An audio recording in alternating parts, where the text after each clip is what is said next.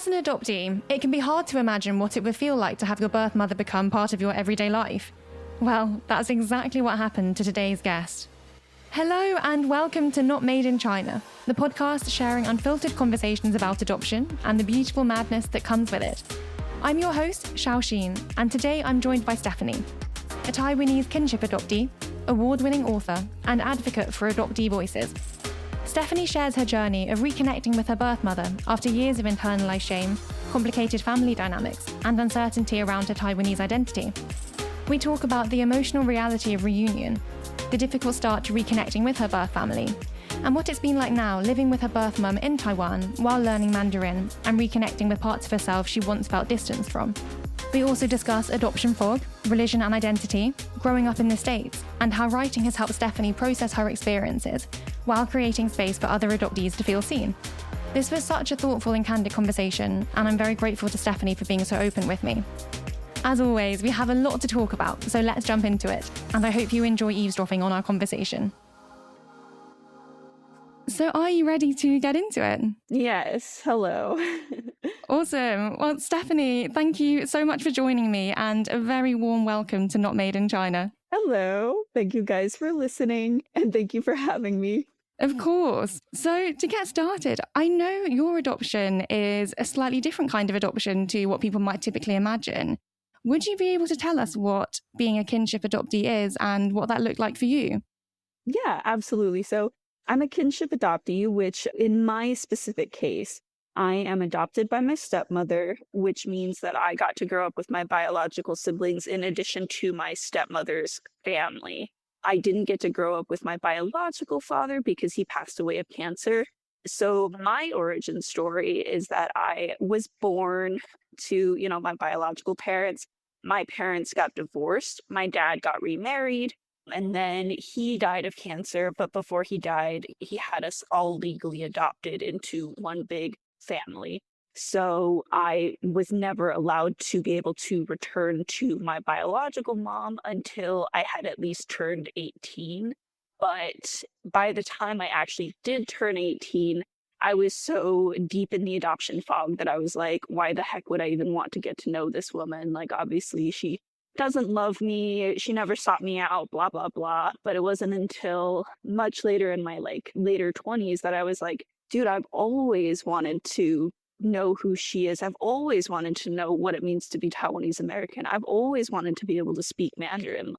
But because of the way that my adoption kind of ended up happening, I was told to be grateful. I was told to just, you're so lucky that this stranger took you in, otherwise you would have been on the streets. But it's like, no, otherwise I would have been returned to my biological mom. I grew up on a lie. And but in the end, I did end up here in Taiwan with my mom. And I just want to say that it's super special to be able to have this conversation on on Mother's Day here in Taiwan. So we're a day ahead. Or is it Mother's Day in the UK right now as well? It's not. So I think Mother's Day is in March. So we've just had it. We had it a couple of months ago. Gotcha. It's very similar. Taiwanese holidays can be very similar to American holidays, but we just happen to have them a day prior because of the time zone and everything. So for me, it's Mother's Day in Taiwan. Yeah. Oh, well, a very happy Mother's Day to you and yours. Thank you. Yeah, it's been a very special one for sure. I can imagine. And I'm so excited to talk in much more detail about it in a little bit.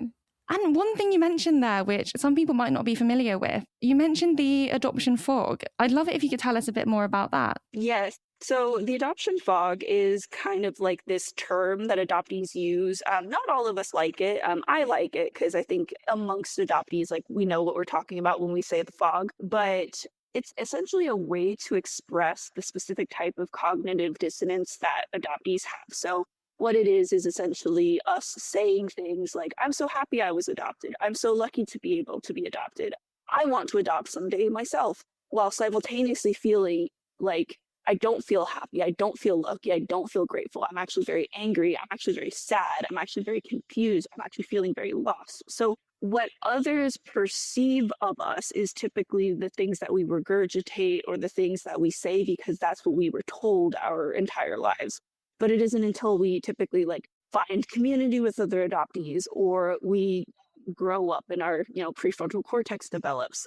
Until we kind of like grow up and awaken, that's when we emerge from the fog. So I know some adoptees don't like the term the fog, because I've had these conversations before, but they don't like that term because like there shouldn't be a fog. The fact that this fog is something that exists for so many adoptees is something that like really shouldn't even exist, because we should be able to navigate the complicated feelings of our adoption from the moment we get adopted, instead of having to awaken into it and to emerge from the fog. But unfortunately, like that's not the case. Yeah. So I personally, like, I think when it comes to being in adoptee spaces, I think a lot of us know when we say like, the adoptee fog and coming out of it, we know what we're talking about. It's a lot of deconstruction, and it's a lot, it takes years to do. At least for me, it took years for me to be like, man, I am angry. I was like, man, I do have a lot of grief, or man, a lot of complicated feelings with it for sure. And it's really great to be able to have a term, just to be able to name it, because as you said, it's so layered, it is so complex.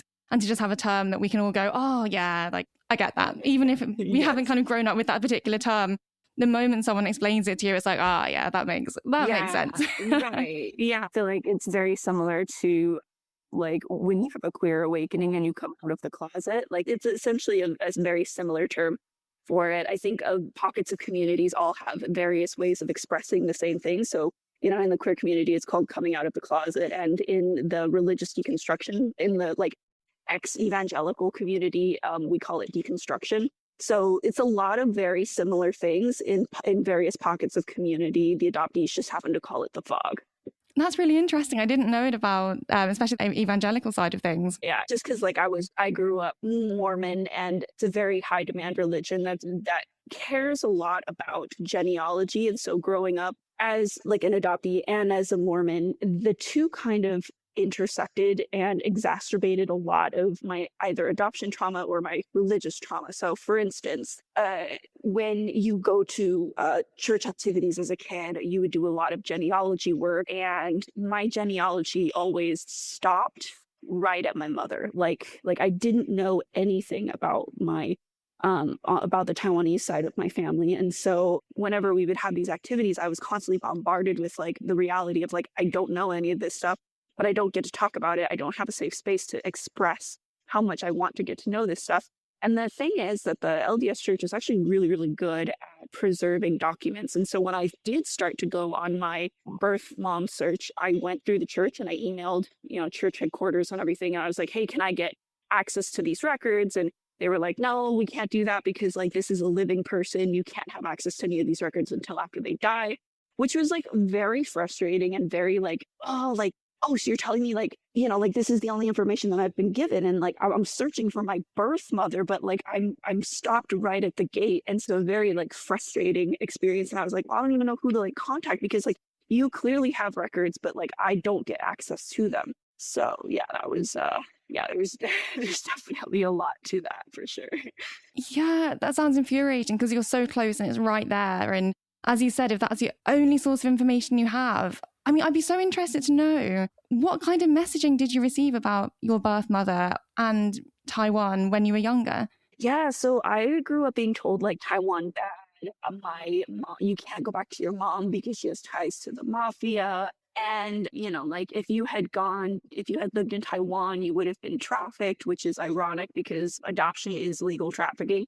Now, I do want to like throw this out there that in the context of specifically kinship adoption, it is definitely not as correlated to how a lot of adoptees explain. Will correlate private adoption and international adoption to human trafficking, because like if you look at the definition and what actually happens between the two, the only difference is that adoption is legal because it touches the court system at one point, like, and there's a transfer, like both are a transfer of money, a transfer of a living human person, it being purchased by another person. So like they're very, very similar, but kinship adoptee is like a little bit different. And when it comes to adoptee advocacy, a lot of us typically are pro kinship adoption because like it's about harm reduction. And when you get to grow up with your biological siblings, and you do get to grow up with at least half of your family, it does alleviate wounds. And which is why, like, me personally, I'm very like,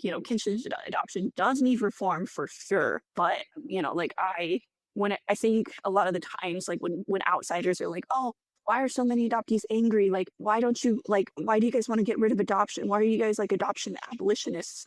We're not. Like, we understand that, like, there are certain cases, but like it's about harm reduction, and through kinship adoption you typically have access to better proximity to privileges, and you at least have half of your family health history. You at least have half of your family culture, and I did get to grow up with that specific half. So yeah, just a little, like, I forgot to mention that when we were talking about this is important stuff, I think, for people who don't really know how to talk about adoption, or still navigating or finding the vocabulary about it. Like, there are different types of adoption, and typically, like, kinship adoption tends to be the more ethical type. I think it's really important to make that differentiation. So thank you. Yeah, because I think everybody thinks, like, what about the unloved children? Or like, what about, hypothetical situations? So, kinship. Like, are you seriously telling me that, like, children don't have at least one relative who would be willing to keep them in the family? Like, that's how it should start. So I think it's such an important point to make. And yeah, as we know, there are so many misconceptions around private adoption. It is over romanticized, which I know we'll absolutely be going into in a little bit. But going back to some of the messaging you received around Taiwan, how did that affect the way you felt about that part of yourself? Yeah. Sorry about that. I kind of went on a tangent. I forgot what we were talking about. No, not at all. It's important. Yeah. So I think, like, a lot of it was like internalized xenophobia. Like, I have very vivid memories of going to the nail salon and being like really shy because, like, I was seeing, like, Asian people with Asian accents who looked the way that, like, my biological mom should have looked. So a part of me was like, are you my mom? Are you my cousin? Are we related? Because I grew up in a very, like, white Mormon culture environment. And so, like, I didn't get to have the space to be Asian or to even know what it means to be Taiwanese. But because of that, sometimes I would be like, well, if my mom is part of the mafia and she's Asian, then you're Asian, so you must be part of the mafia. Like, and keep in mind, like, this is me as, like, a teenager, like, I'm a child, right? And so, like, I'm grappling with a lot of these identity crises. And so there was a lot of really bad internalized racism. And I'm very excited to be an author because I have a third book coming out. And in this third book, there is an adopted character, and she has a lot of these internalized racist, xenophobic thoughts. And I think it's very important to show, if a transracial adoptee doesn't get to grow up with genetic mirroring and cultural ties, they do end up with internalized racism. Like, that is part of the problem. And if you love your child enough you to see all of them, and that includes being able to see the bad parts as well. So I'm very excited that, like, my publisher allowed me to write this book because I have a lot to say about being experiences in this one. I mean, huge congratulations on the third book. Can I ask what it's called, or is that still TBC? Well, here's the thing: is we don't really have a title for it quite yet, because the initial title is actually, like, when I wrote the proposal and everything, I sent it off, and then later I realized that there's actually, like, a short movie or a short film with that exact same title. So, like, we're still trying to figure it out, but it does have something to do with sunflowers. It's a dual POV sapphic romance, and that's about all I can really say right now. Well, it sounds so exciting, and I can't wait to hear about it when it comes out. I'll definitely be reading it. Yay! I hope you love it. I'm very excited about it, for sure. I'm so excited. And I think it's so important that you're highlighting all these experiences that so many adoptees go through, not only for us to feel seen, but also to educate other people. Because, as you say, there is a lot of confusion often around, like, why are adoptees angry? They've got this new shiny home, this new shiny family, even saved from an impoverished country or an impoverished situation. But they don't always understand that just by being in a country that might have more money, it doesn't always equate to happiness. It doesn't equate to maintaining your identity. And you've had something really traumatic happen to you that was completely out of your control. So yeah, maybe it's going to be something unresolved there. But I'm so glad you're bringing that to the mainstream. So just thank you on behalf of all of us, really. Yeah, and like actually, this is really cool too. I There aren't a lot of adoptee-owned voices authors in the traditional publishing space, especially when it comes to writing in fiction. And this is a big problem, like specifically in publishing, because a lot of stories with adoptee characters are written by the adopters. And so, because of that, we were just talking about the fog, and we were talking about how adoptees will say things like, oh, we're so happy, we're so grateful. That's the side of the story that they are talking about, is the observed perspective. But what actual adoptees are able to provide is the lived perspective of an adoptee. And so it's a kind of, and so specifically in the space of like children's literature, it's a bit problematic because now you've got this stereotyping of the grateful adoptee. And so anytime a real lived adoptee is saying, hey, I'm not grateful, I'm actually very angry, the general public, who has been propagandized subconsciously by these narratives that have been controlled by the adopters, they fail to create space for real lived adoptees and their real experiences because all of these stereotypes have already been created. And when they don't fit those stereotypes, there's a cognitive dissonance that happens in the general public where they're like, whoa, whoa, whoa, you're supposed to be grateful. Because every adoptee that I know who is fictional and created by the adopter said that you're supposed to be grateful. But, so it's very important for me to be an adoptee who is actively reclaiming the narrative, because there are so many adoptees and first mothers who never got to tell their side of the story. And so anytime I feel overwhelmed by the burden of being one of these marginalized authors in the traditional publishing space, I just think about how so many other adoptees have so much more to say. And like, because I'm able to speak, I'm doing it for all of us. I'm doing it for the community. I'm doing it for the adoptees who never got to say anything in the past, and I'm doing it to open doors for the adoptees in the future. And I really, truly hope that in the publishing space, editors, agents, editorial staff, the gatekeepers of the traditional publishing space will start to be like, hey, you know what? Adoptee and the whole found family trope needs to be taken with the same level of care that we give to BIPOC authors, the same level of care that we give to disabled authors, the same level of care we give to queer authors, because adoptees are a marginalized community and we do get stereotyped consistently. But I do want to share a really good optimistic story that happened to me recently. I had a author friend reach out to me and ask for a blurb, which is really exciting because essentially you get to read a book that isn't going to come out for like a year sometimes. So you get early access to these books. And so like when you get to read them, you get to be like, oh, I really enjoyed this book and blah, blah, blah. And then you get to see your name on the cover of their book. Like just being like, oh, yeah, it was really cool. And it was a friend of mine and I was really excited to read the book. And then I started reading and I realized, oh, the protagonist is adopted. And the protagonist was a very one-dimensional, grateful adoptee. And I was like, it's giving the reason why she's adopted is because the parents are queer. And that's a stereotype because we're centering the adopters in an adoptee's story. And so it's perpetuating the narrative that adoptees exist as commodities for parents when that is not how it should be. Adoptees are the main characters in their own stories. And so when I, told my friend like, hey, so this is actually really problematic, she was very quick to be like, oh my God, thank you so much for telling me. We're going to get right on that. We're going to change it. And then her editor reached out to me and they were like, thank you so much for being able to like, offer your perspective on this. And like, it's giving us an opportunity to learn and grow. So like things are changing, things are happening. And it gives me so much hope for future adoptees who are going to be able to read these books and like see themselves in an authentic and lived experience and be able to come out of the fog a lot sooner, or as it should be, never experience the fog in the first place. Absolutely. And I'm so glad that happened. And it's wonderful to hear that people like your friend are so open to, being corrected and being educated. And because, we can't blame people for not knowing things they don't know. But when they're told, the reality of it, they really have a chance to make a difference. And the fact you've had such a monumental part in that must mean a lot to you, because now so many people are going to read this and, as you said, either feel seen or they're going to know the truth about what the adoptee experience is like. And that's such a powerful thing.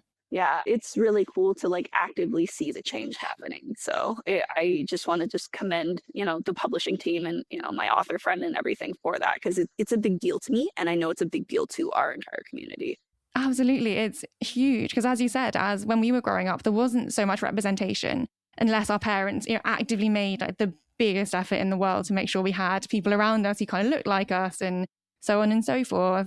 But when you were growing up, did you feel you had that representation? Because I know to a degree, if you had your biological siblings, you kind of do, but then also by not having the connection to the Taiwanese side of yourself, it sounds like there must have been a lot of layers to that. Yes, yes, yes, yes. So my adoptive mother is a white woman, but she speaks fluent Korean and she cooks Korean because her biological children are half Korean. And so I had a very unique experience in the fact that there were 9 of us total. I have 4 biological siblings and 4 adoptive siblings. Mormon families were very big. But so like it was very clearly Asian, but it skewed Korean because my adoptive mother was only capable of giving us Korean culture.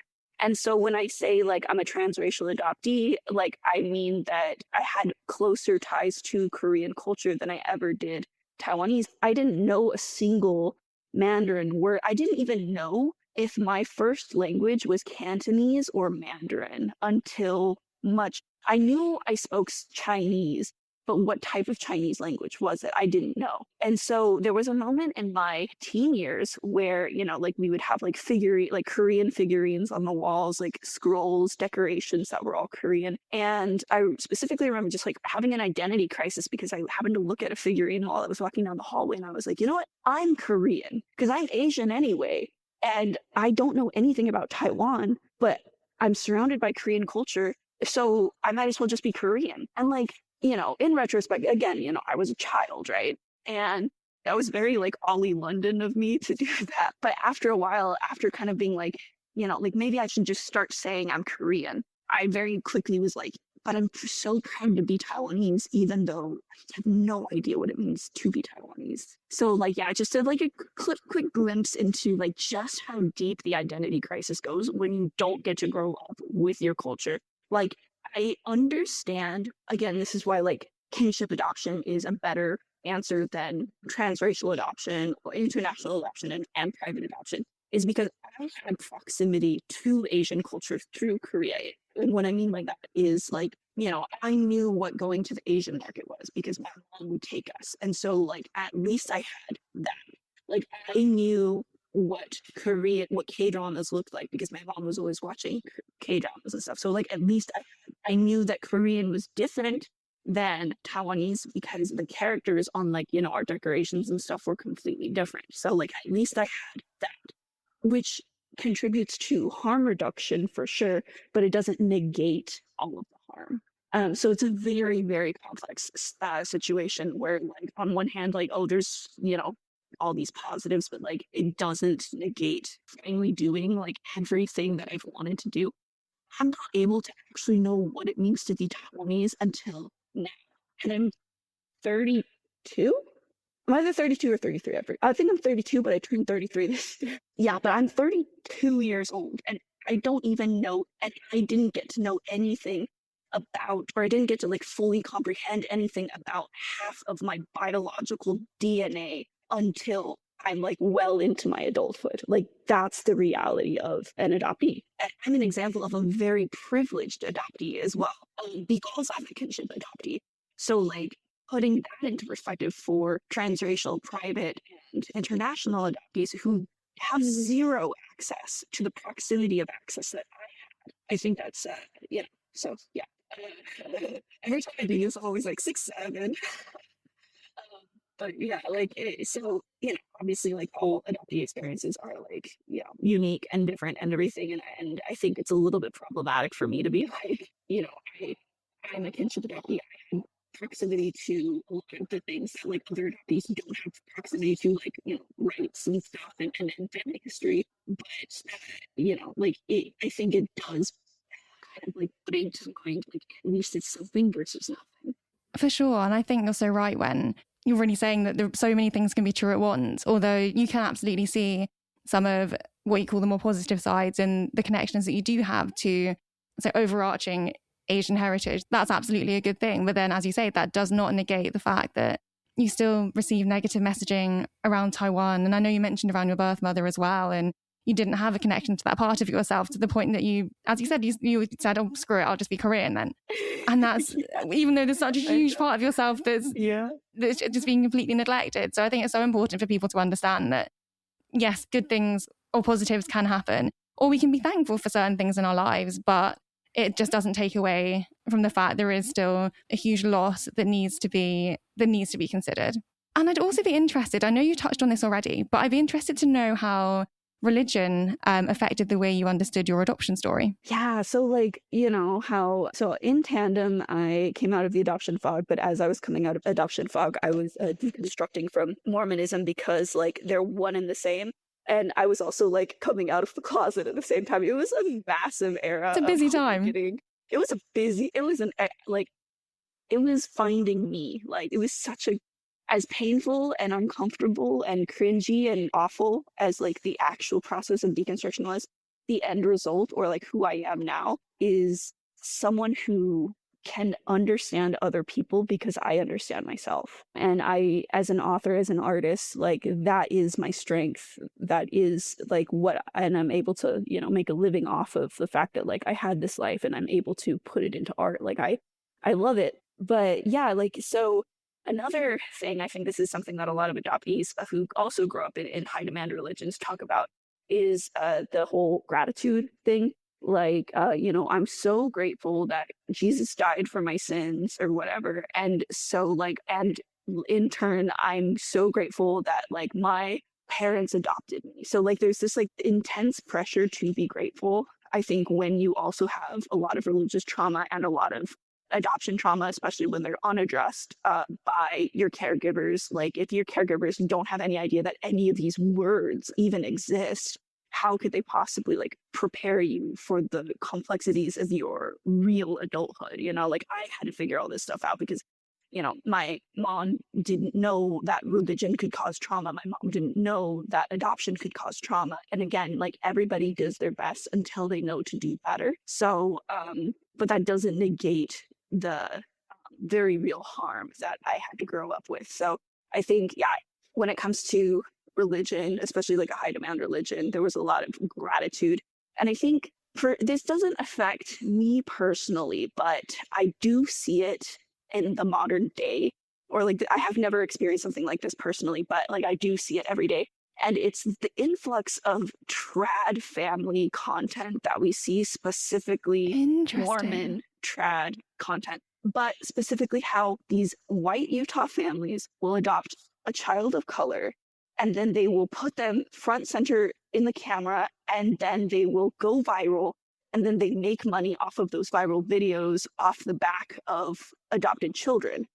And it fills me with such intense rage because, and growing up Mormon, I know how performative specifically Utah Mormons, specifically pro-Val Utah Mormons are.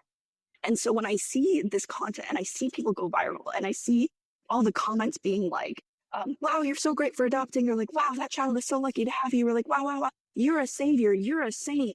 You're a good person.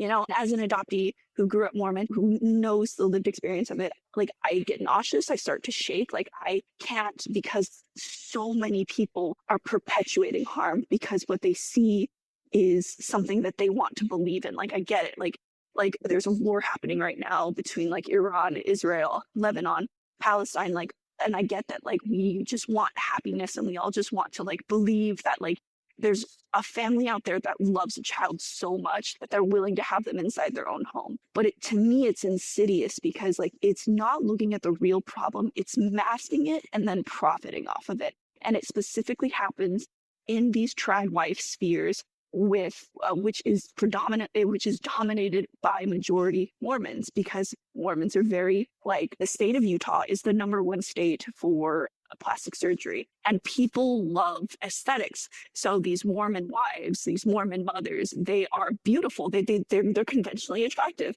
and that helps with virality, and it helps sell this narrative that's just simply not true. It's very complicated for me to be an adult who sees that, despite the fact that like I've never personally grew up in like an influencer family, but I see it every day. And that's what scares me about like the future generation of adoptees who are going to, and it's not just adoptees either, it's biological children who have to grow up with a camera like in front of their face and be told like, okay, actually, like that is entirely problematic. And so, and additionally, like it fills me with so much rage because like so many of us want to get angry over the Epstein files, but we fail to realize that the Epstein files, like everything that happened, the abuse that happens to children happens to us in plain sight every single day. Like you're only mad about the Epstein files because it was hidden and then uncovered, but you're not mad about the stuff that we've normalized. And that's what's frustrating to me, specifically regarding like this, my experience of like of performative adoptees and stuff. So it's just, I feel like I kind of rambled there for a second, but like, yeah. Not at all. It's so interesting. And I think I might have seen one or two clips from those sort of trad wife accounts, but I haven't really deep dived into it. It just sounds so problematic, as you say. And it's scary, I guess, for social media these days. You could post one video and it could get millions of views, and then that's millions of people now with this view of what transracial adoption looks like.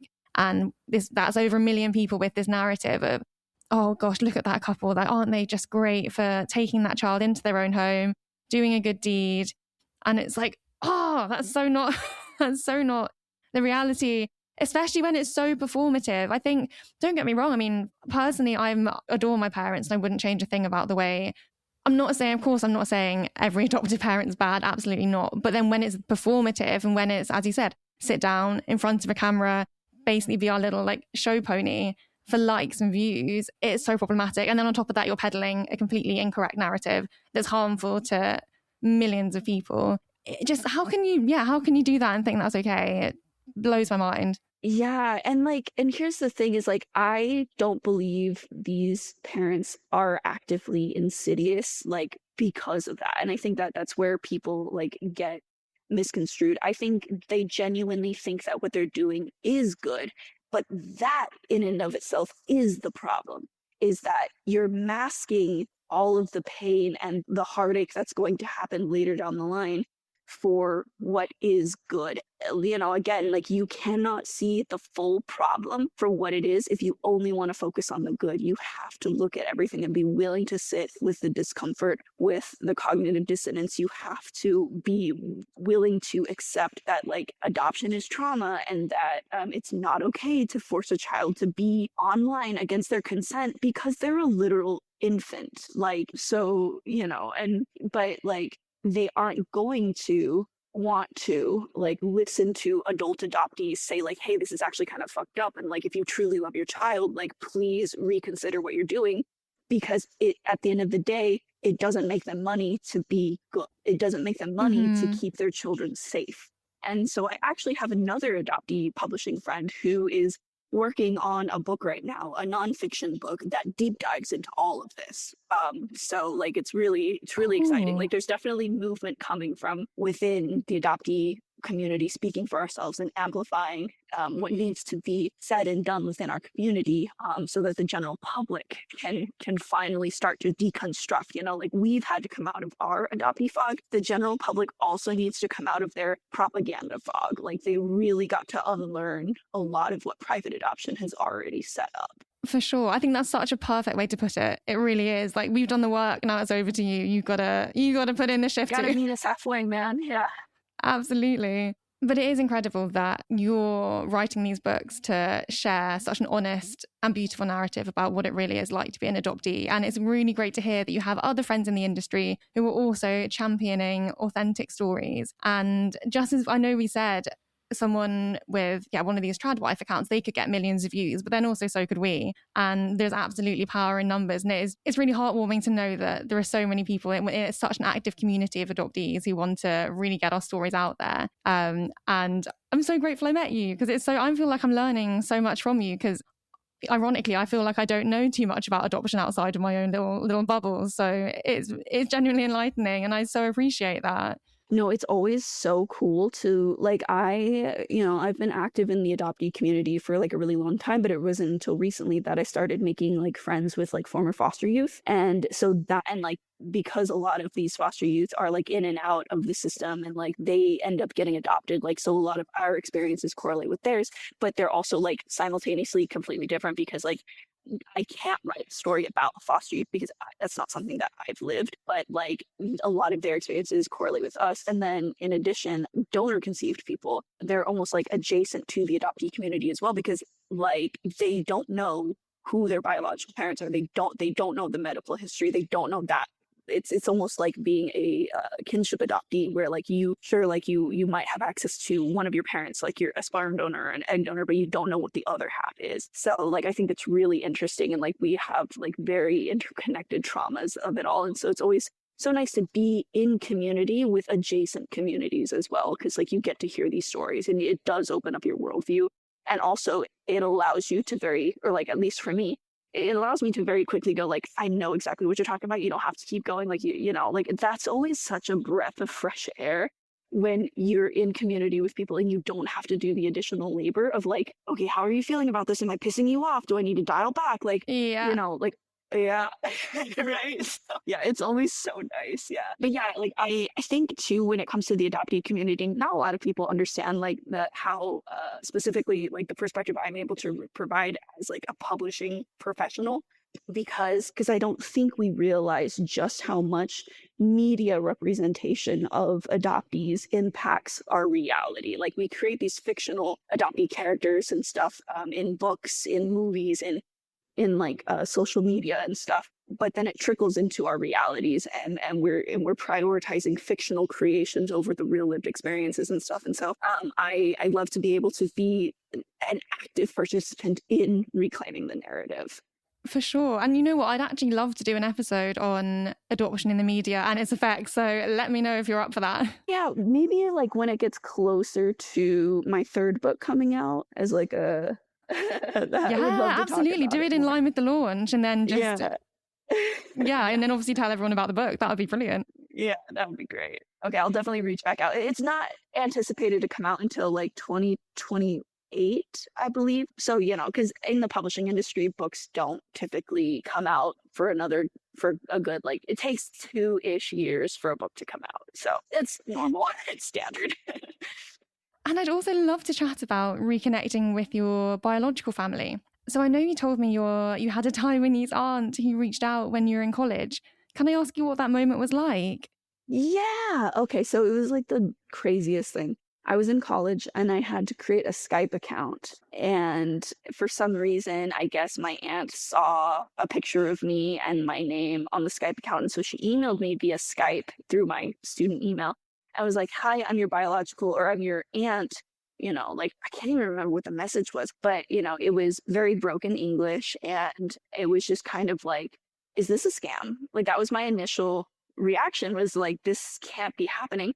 But because I had grown up being told Taiwan bad, Taiwan bad, Taiwan bad, I just blocked. And it wasn't until like I finally did get, like 10 years later, right, that I finally did find my biological mom and we did get reunited and everything, where she was like, hey, your aunt did reach out to you on Skype. And I was like, wait, what? That did happen.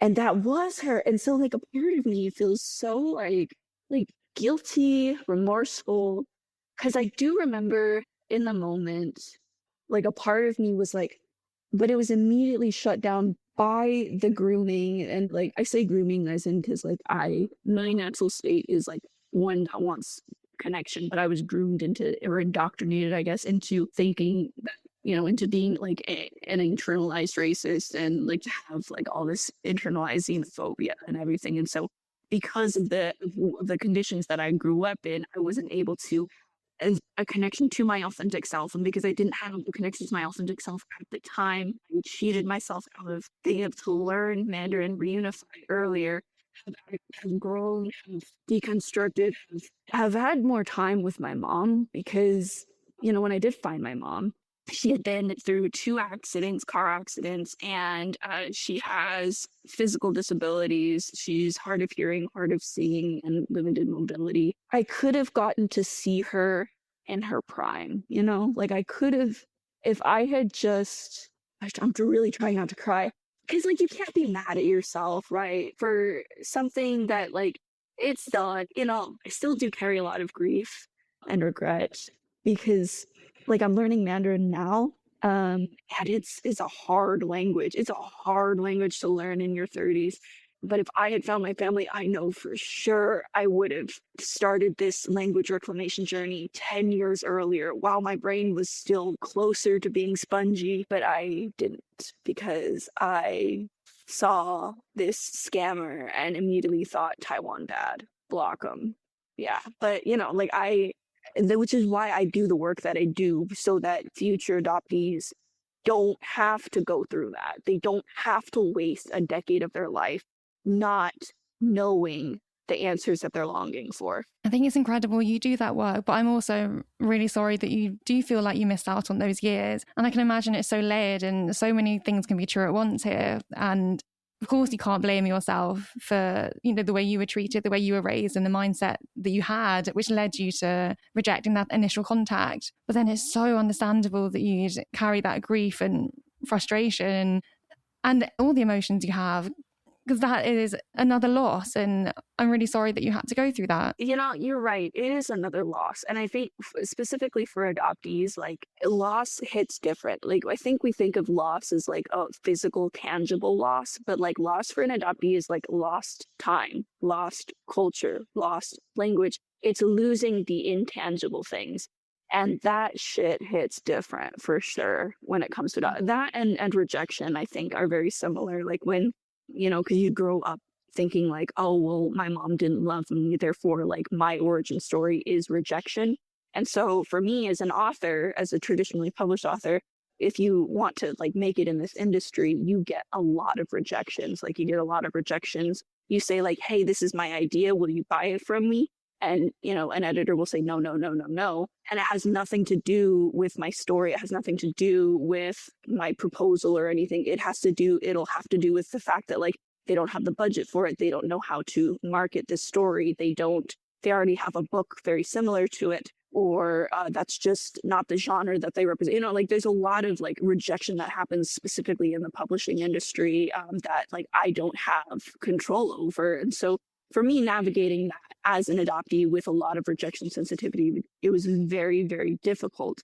But then when I found my biological mom and I saw how resilient and stubborn she was, I realized that, like, that was what got me through all those years of rejection. Because, like, I wrote 7 books over the span of 10 years and I queried them all, which is where you write a book and you go and you send it to an agent and the agent says, like, whether or not they like it. So for 10 years, people told me, no, they didn't like my writing. No, they didn't like my story. No, they didn't want to represent me.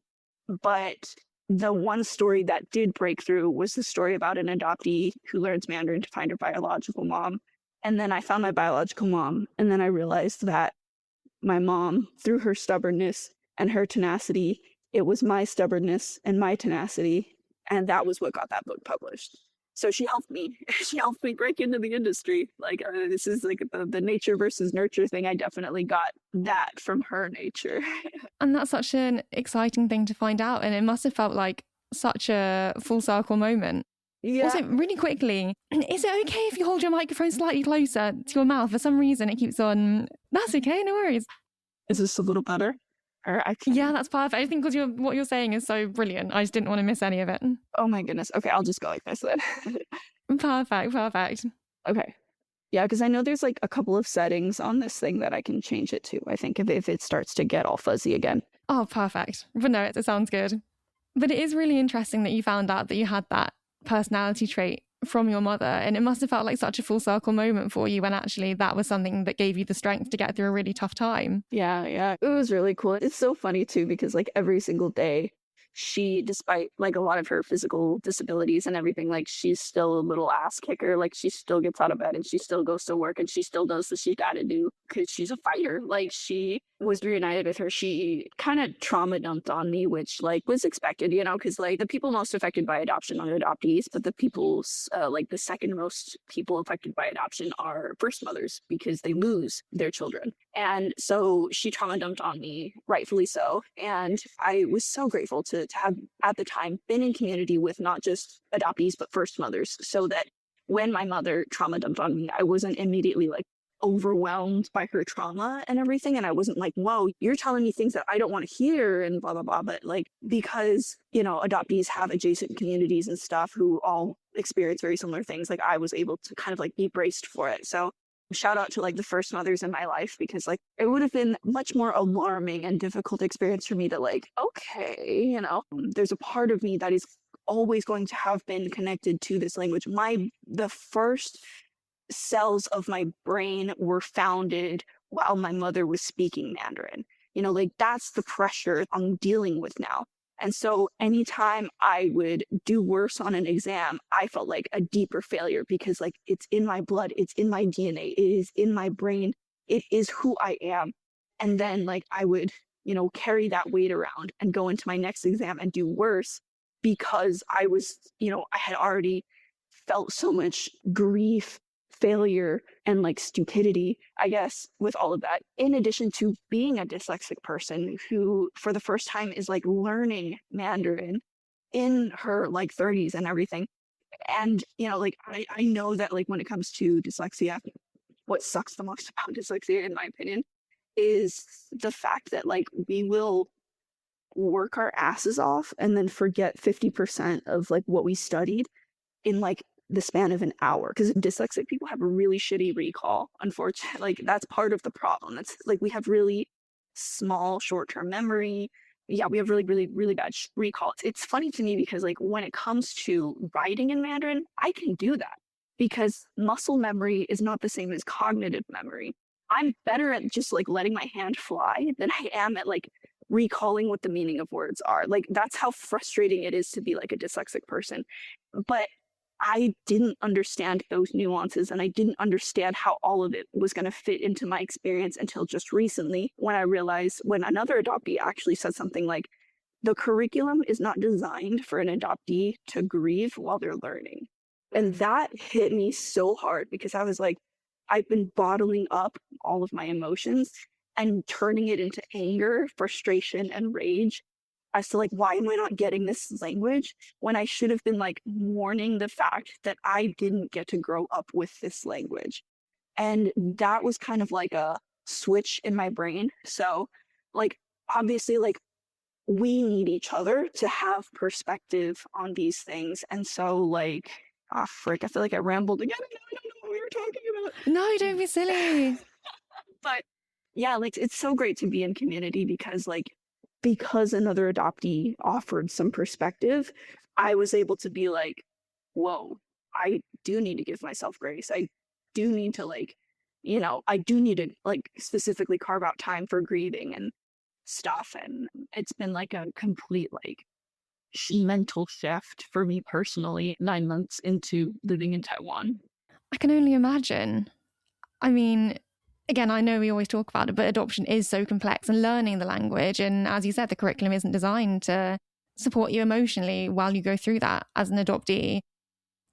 So well done you for navigating that. And how have you found navigating that? Has there been anything that's been particularly helpful and supportive, like the adoptee community, or have you just kind of gone in blind and you've just had to figure it out as you go? Yeah, so definitely the adoptee community and offering perspective, because I thought that being in Taiwan after 9 months, I'd be able to like navigate everything fluently.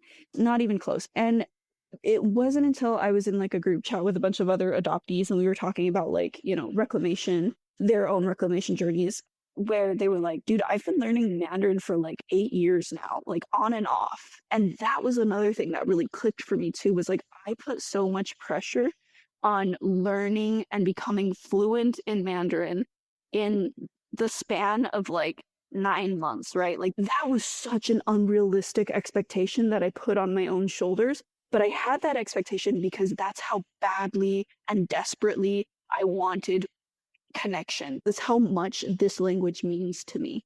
And so, but for another adoptee to be like, dude, like they were learning Korean and they were like, I still like freak out when I'm trying to like speak in Korean and I still have no idea what's going on. And I've been learning it for 8 years. Or like, I have another friend, I don't know how long my other friend has been learning Mandarin, but like, so many of like my Chinese adoptee friends who came to Taiwan to study Mandarin and stuff, like they learned it before they even got here. And like, even though they're living in Taiwan or whatever, or living in China, they're not actively speaking it. And that was another kind of like, that's possible. Like, so I think like the more you know, the more perspectives you get, the more you see how you fit into all of this. So, like I'm grateful to have been able to have a dyslexic experience of language reclamation as an adoptee, because I see how my trauma and my learning disability exacerbated each other into because like when you're dyslexic, you just like, I got like not even a bad grade, but like I felt because I knew how much work I put into that exam. I went like, when I got my grade back, I think it was like a low B, like an 82 or something. I was just kind of like, okay. And then I went into the bathroom and I cried because like I knew that I worked hard enough to get a 100, but I didn't.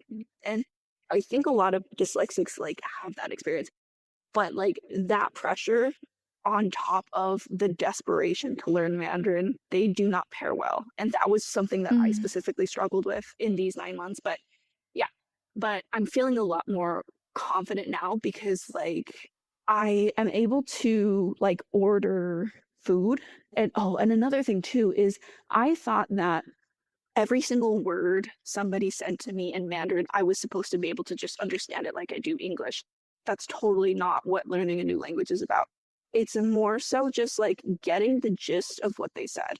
It's like you heard one word that you recognize in the entire sentence, but based off of the context or the situation that you're in, you're able to be like, oh, they're asking me like, what floor do I want to go in because we're standing in the elevator. And the only word I understood was G, which is like, what number?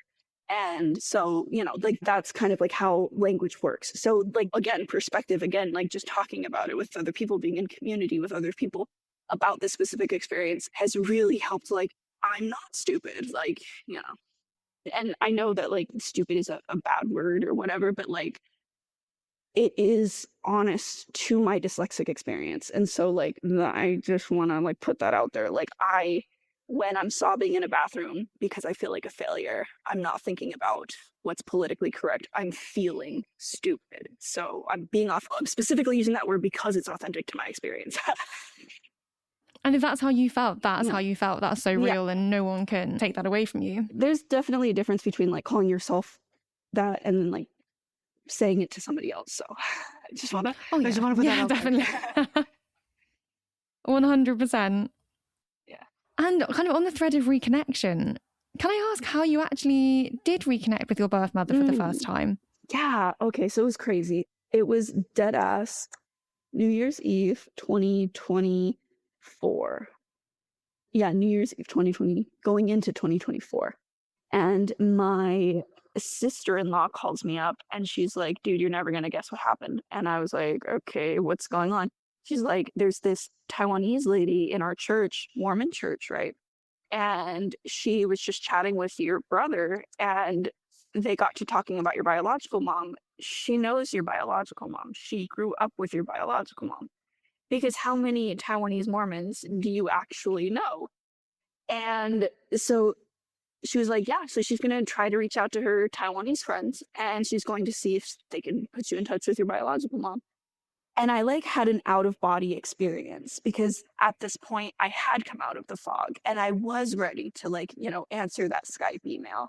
So 2 weeks went by and the initial response was that like my mom didn't want to get to know us. And after talking with a bunch of other adoptees, like I learned that this is actually a very common thing, like especially when it comes to reunion and stuff, like a lot of biological parents, because seeing you is facing a lot of that grief, a lot of the emotions that they still haven't processed themselves. And so I understand from their perspective, like why they wouldn't want to reunify. So, that was like one of the most painful. I like could not physically get out of bed because my mom didn't want to have anything to do with me. I felt powerless. I felt like I just want to tell you that I'm not mad at you and you're not even giving me a chance to say that. It was like seeing the finish line, but never being able to cross it. Like, so specifically for other adoptees who are going into like reunion and stuff, I just like brace yourself for the shittiest experience of your life. Because that was what those 2 weeks were for me. And then after a while, I texted my biological mom and I was like, hi, how are you? How you doing? Like, it just so desperate for fucking reconnection. And then she was like, oh, okay, I've had time to process this myself. I'm willing to have conversations with you. So yeah, like when I've, had other adoptees who have had good reunion experiences and others who have had awful ones.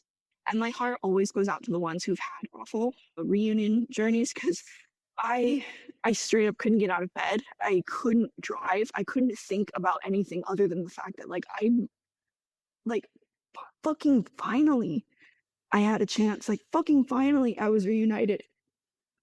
But she didn't want to talk to me. Like that hurt so much. So yeah, like if you're an adoptee and you're planning on doing that, like just brace yourself for that possibility. And even now, like as someone who knows how painful that experience is, I would do it all over again because that is how desperate I am for answers. So yeah, but like just putting it out there, not a fun experience for sure. Sorry again for the tears. I really appreciate, don't be silly. I really appreciate you sharing this with us and being so vulnerable. Like I know it is so deeply personal. Yeah, absolutely. Like that's what the community is for. Like like you don't have to like imagine having like to experience all of that, but like not knowing that could possibly be part of the experience. Like I knew that could possibly be a part of the experience because of the adoptees in my community who were kind of like, hey, heads up, it's not the best. Like they were a lot more subtle about it, and they were like, heads up, like it might not be all it's cracked out to be or whatever the expression is. But so I had a little bit of awareness and I was able to kind of like slowly make peace with it in those 2 weeks. Whew. I just remember like being physically glued to the bed because like I could not get up. Like it hurt. It really, really hurt. Of course, it's so understandable, and just the emotional impact and the physical impact must have just been so heavy, and it must have stirred up so many emotions that perhaps you hadn't explored for quite a while. Yeah, for sure. It was like, because it was my first time experiencing what reunion could have been like, so, and everybody's always only going to have like one first impression, and that was that first impression.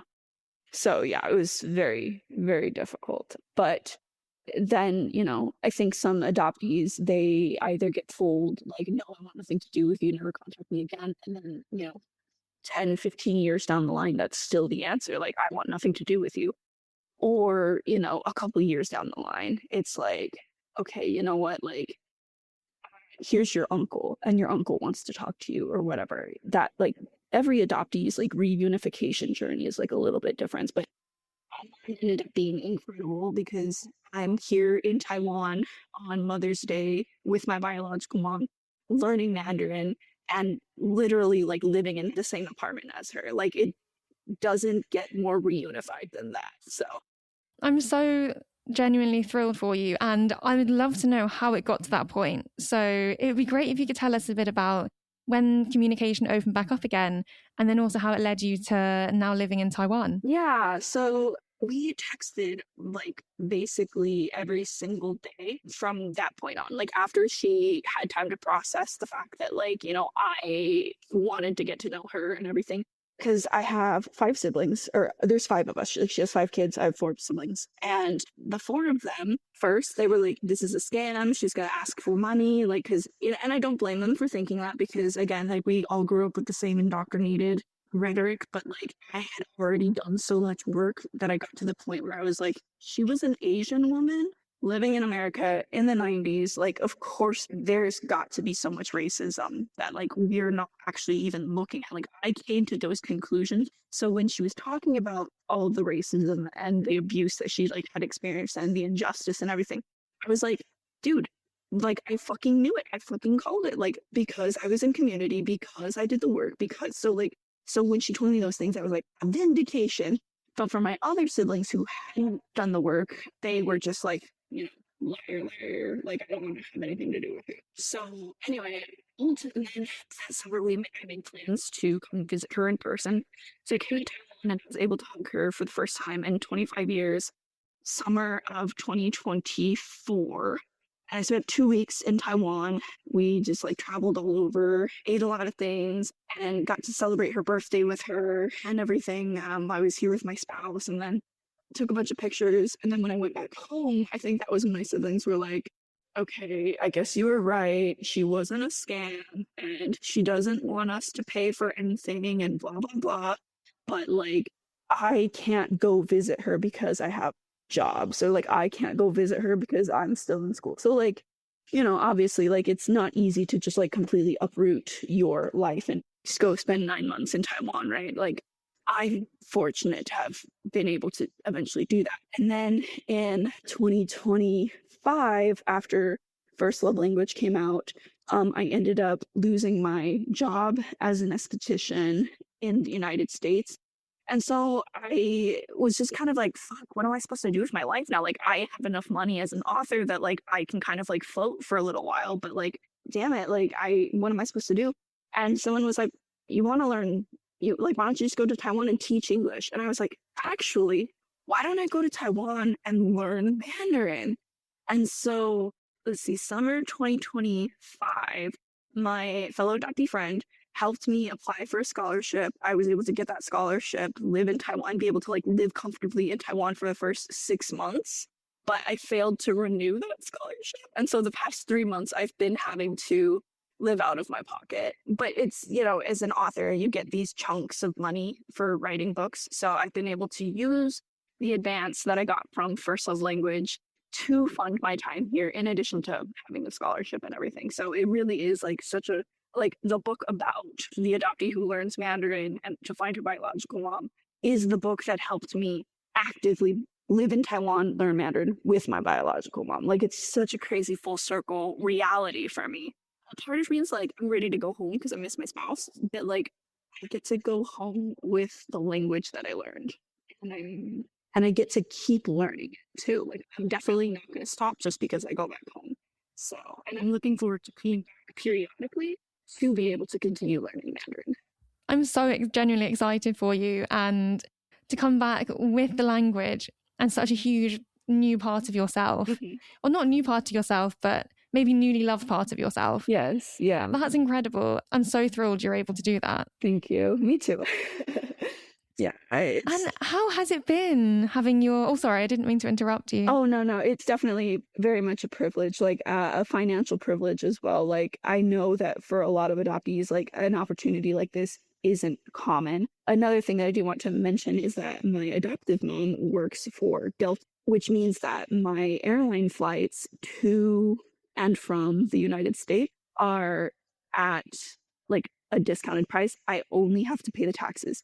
So love that. Yeah, like how much more full circle can I get, like where my adoptive mom is helping me come here like at will, essentially. So like it's $250 just to be able to fly from the US to Taiwan. $250.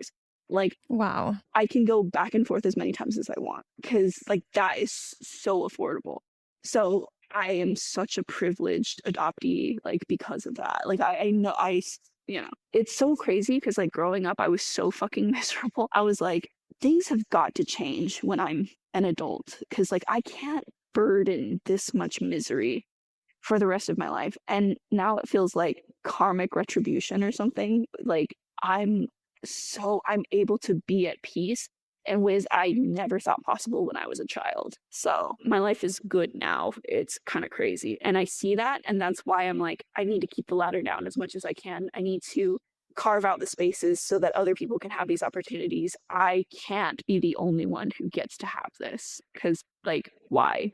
I think your dedication to the cause and to helping others is so admirable, and it's so powerful, and you're making such an active change already. Thank you. And just even, like you said before, talking to your publisher friends and making a difference there and sharing your stories, and just everything you're doing is just so incredible, and it must be so rewarding. And I know you're not doing it for the reward, but it must be really genuinely heartwarming just to see the physical change that you're making. It's really wonderful. Yeah, thank you. And how has it been for you having your birth mother actively in your life?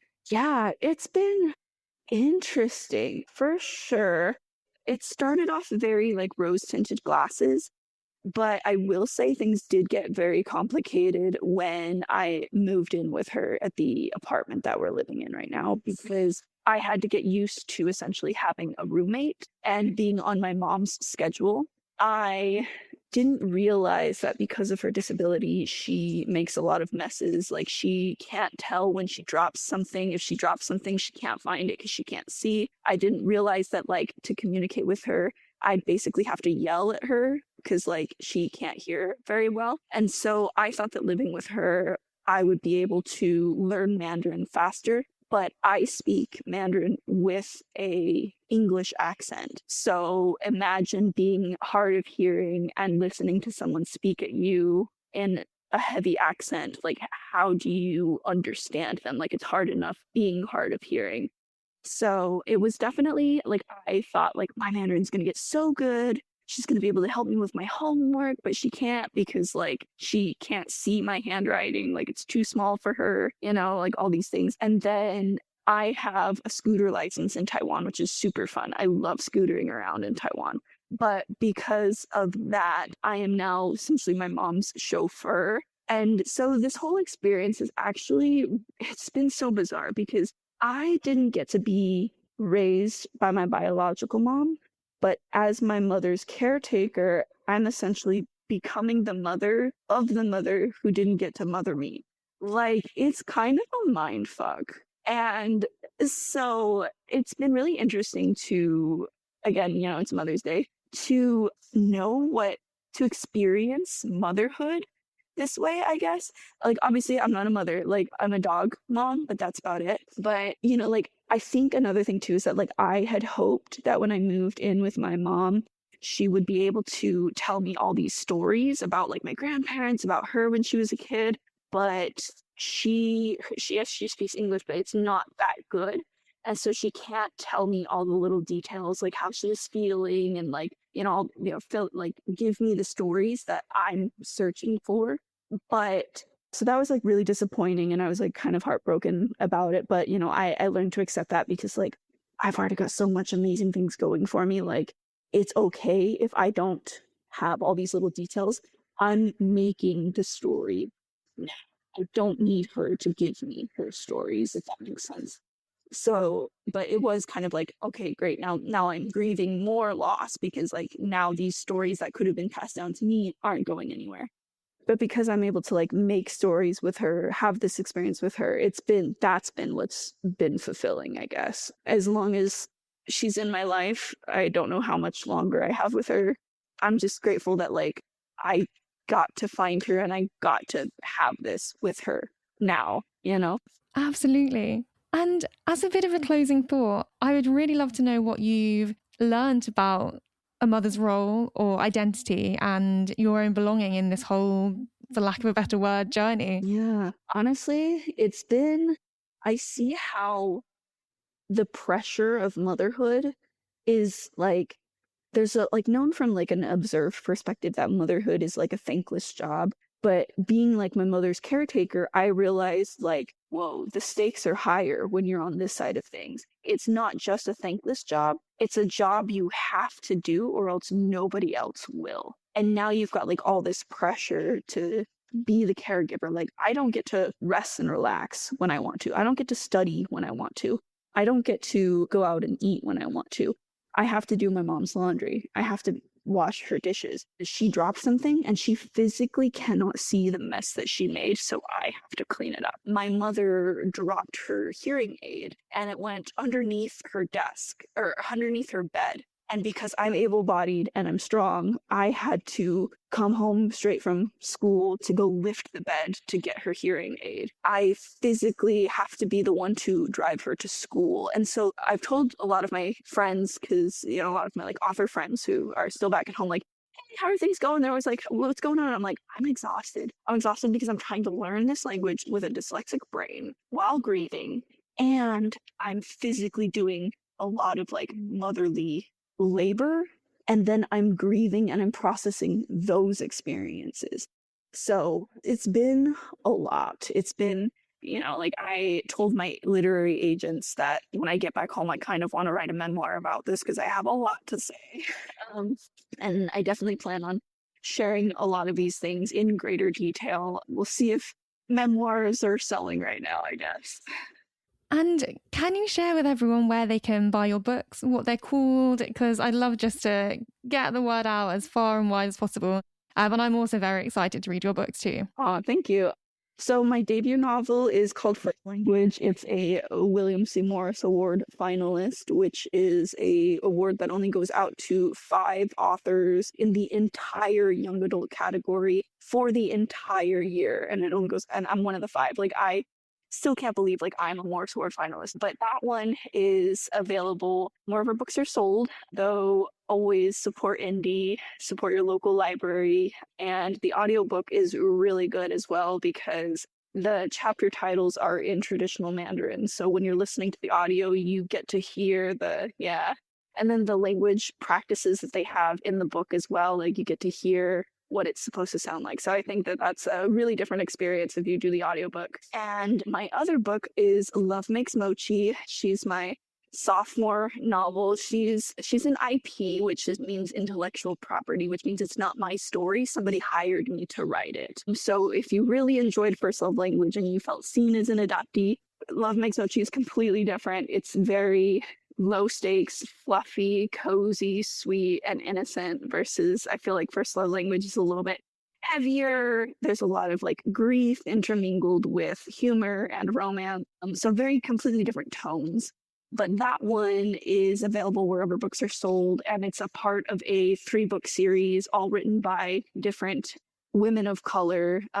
Think Sisterhood of the Traveling Pants, where each member of the friend group goes to a different location for study abroad. And my character goes to Japan to study fashion, which was very interesting because while I was writing that, I was going on my own sort of cultural reclamation journey in Taiwan. And I ended up finding out that my grandmother is Japanese. So that was really, really interesting. Wow. Yeah. Well, thank you so much. And before we wrap up, is there anything else you'd like to leave listeners with? And it's okay if the answer's no. Thank you so much for listening. And I'm so grateful for like it's kind of like weird being an adoptee because nobody asked to be part of this club. Like all of us are just kind of here because that's how fate designed it. I am happy to be in this community, especially like fellow adoptees who are able to talk about their adoption experiences with their own words. Not all of us are capable of doing that. I certainly wasn't for a majority of my life, but I love the adoptee community so much. And I am really looking forward to what we're able to do with our narrative in the future.